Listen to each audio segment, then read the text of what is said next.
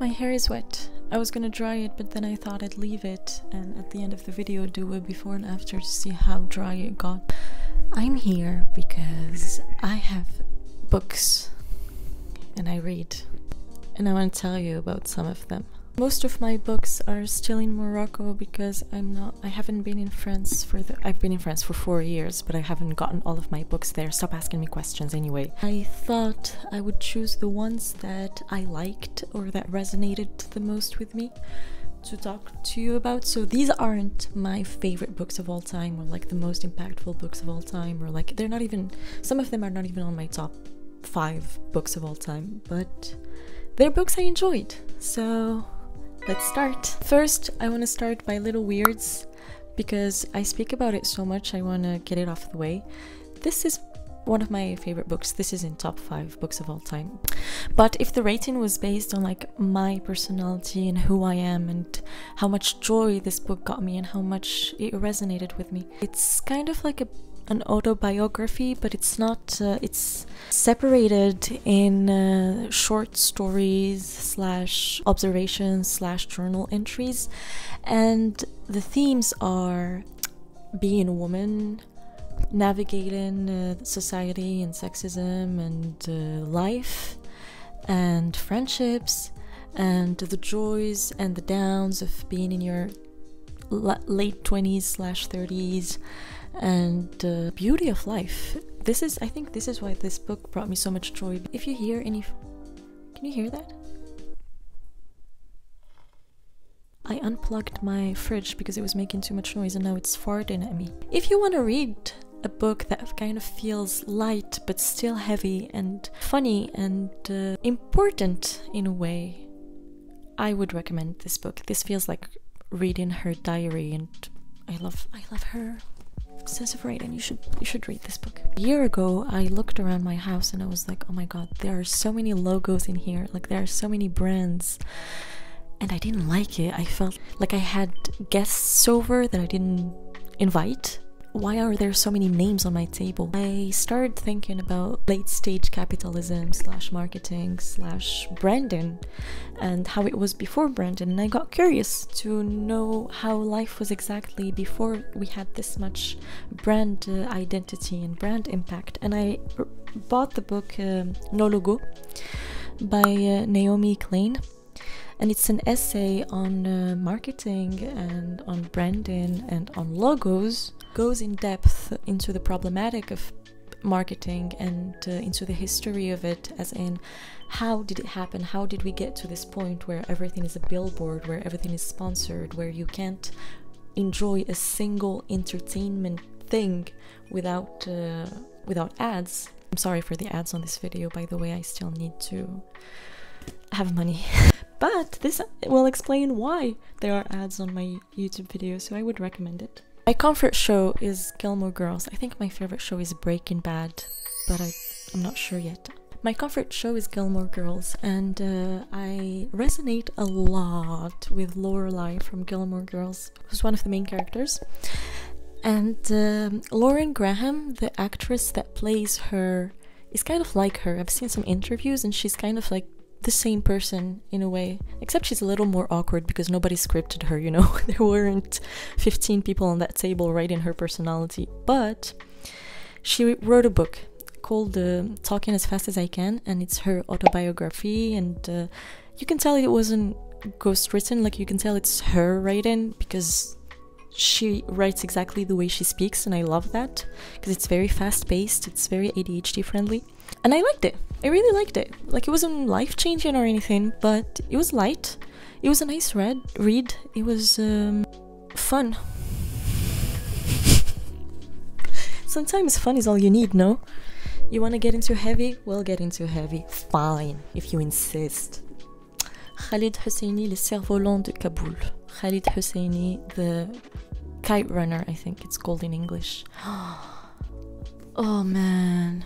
This is a story set in Kabul in the 70s. It's centered around Amir, who's the son of a rich merchant, commerçant? Merchant, I guess. And Amir has kind of like, not really a slave, you know, like one step above a slave, I guess. A servant. He has a servant. Oh my god. And the servant is called Hassan. Like they're friends and they love each other very deeply, and tragedy just keeps occurring. What happens in it is this lifelong set regret of something terrific that happened and that you could have stopped, but you didn't. And everything would have been different had you just like said a word, and you didn't. And you have to live with that your entire life. This is what the book is about.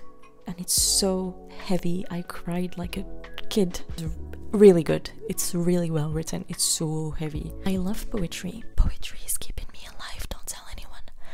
And I've always loved poetry, and I discovered Richard Siken, and that changed my life, because it changed my conception of poetry, and it changed my conception of feelings, because Richard Siken goes beyond abstract. Like, he uses stylicism,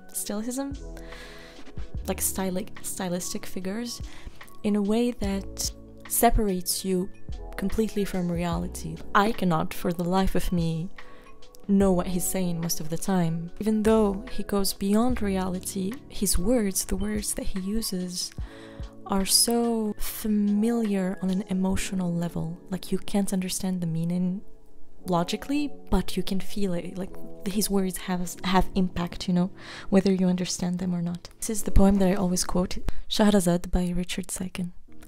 Tell me about the dream where we pull the bodies out of the lake and dress them in warm clothes again. How it was late and no one could sleep, the horses running until they forget they are horses. It's not like a tree where the roots have to end somewhere, it's more like a song on a policeman's radio. How we rolled up the carpet so we could dance, and the days were bright red, and every time we kissed there was another apple to slice into pieces. Look at the light through the window pane. That means it's noon. That means we're inconsolable. Tell me how all this and love too will ruin us, these, our bodies possessed by light. Tell me we'll never get used to it. Man, this just oomphes me, you know? Abstract to the point of sensation. Oh my god, yes. Like, he goes beyond meaning and he becomes abstract to the point of sensation. This is Crush. I don't know if I mentioned the book. Crush by Richard Siken. And he has such a interesting, as you've seen, way of writing, because he's very absurd but still very bloody. It's very crushing. I think crush is the right word for it. And one of the things that makes his writing very impactful as well is the tragedy behind the homosexuality, because Richard Siken is a homosexual, and he had to grow up in a homophobic world and live with it and be resilient and heal from how traumatizing it is to be a man that loves other men in society. And his writing, I think he translates that impact pretty well into words, and the horror of it, but still the beauty of it, and the love like behind the blood, and the love behind the bullying and the hits, and I think that's a very good book. Lately I read Frankenstein for the first time. I was in my little spooky mood, you know, October. I loved it. I finished it in 24 hours. And it's so fast-paced, it's so fun. It's like very amusing. It's a book that you will like drink, you know, like it's very fast-paced. You're gonna finish it very fast because it doesn't really have that much of an emotional impact. It's very fictional as well, so you know, it's not like you're reading Khalid Hosni and you have to stop every 3 pages to sob into your mother's arms. Not saying that happened to me or anything. Frankenstein is good, very whole. I find like it's very well written. I liked it. Fatima Mernissi is a Moroccan writer that I absolutely adore. She's a feminist, she's a poetess, she's everything. And I think we say a poet for women. And this is my favorite book of hers. I haven't read all of her books, but this is my favorite from the ones I read. Rêve de Femme de Fatima Mernissi. It's so beautiful. It's about her childhood in Fes. She grew up in a harem, and the harem is not the place where there's one man practicing polygamy. A harem is like a place where a family used to live in Morocco, because families used to live in communities, because it takes a community to raise a child, and nuclear families aren't real, but that's a subject for another time. She speaks about it and about the culture and about what it was like. She was born in 1940s, so there's also the whole political discussion around colonization and independence and cultural clash between Moroccans and French people and Spanish people, etc., etc. Some parts in the book really do feel like a dream, the way she describes them, because, like, for example, she has this one part where she describes her grandmother and her co-wives. Okay, this is a harem. Maybe some harems are polygamous. Harem doesn't necessarily have to mean polygamy anyway. So yes, her grandfather was in polygamy. He had multiple wives, and one of his wives was Fatima's grandmother, and she used to go visit with her aunts and her mom.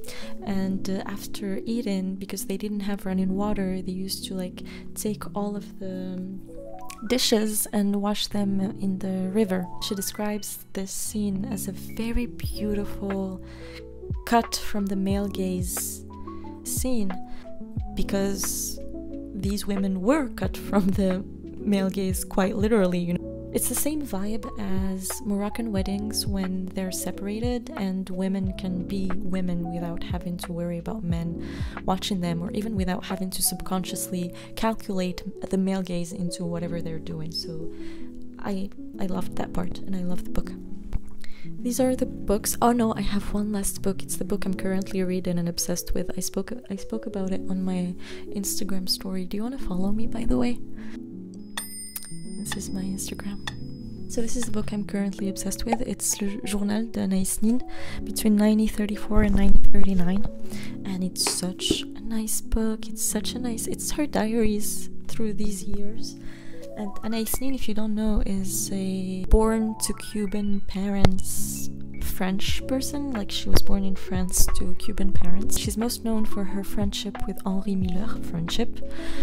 Well, I guess it did become a friendship at some point, but it started as like a kind of an affair, I'm pretty sure. And she was also in love with June, Henri Miller's wife, so that's fascinating. She did a lot of crazy shit. I will not be telling you everything that she did. You can just Google Anaïs Nin father 3 months and find out for yourself. But she's a good writer. She's a good-ass writer. She's really good. She describes her writing as feminine. I don't fuck with binarity, so I wouldn't say that, but I understand what she means. I understand what she means through the standards set in society of what's feminine and what's not, but what she means is that male writers that were around her at the time were very cold in their writing. Like, they would separate sensation and introspection and beauty, I guess, and objectivity of what's happening. Kind of felt like a very cold vision of their life,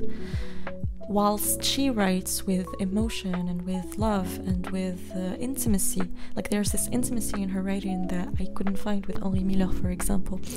And I find it very beautiful, because I think that this intimacy adds impact to whatever she's saying, because it can resonate with you on a deeper level. So it was very interesting reading her diary. I'm still reading it. This shit long. She had...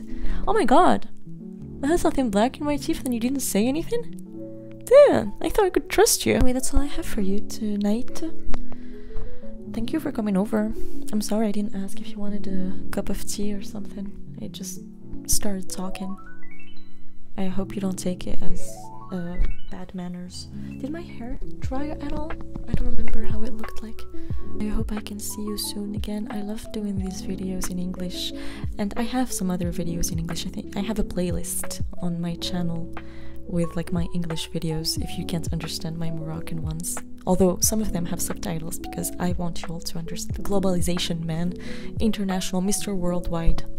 Good night.